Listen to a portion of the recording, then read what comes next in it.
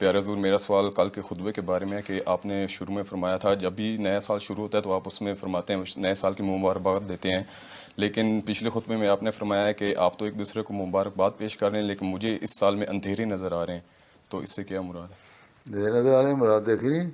کل وہ جو کرل یہ جرنیل مارا ہے انہوں نے جو ایران کا، اس پہ کیا ہے اب وہ یہاں تو ٹویٹ کرنے لگے ہیں، انگریزوں نے تو خود ٹویٹ کرنی شروع کر دی ہیں بہت ساری ایک دوسرے کو کہ لگتا ہے تھرڈ ورلڈ وار قریب آ گئی اور شروع ہونے والی ہے.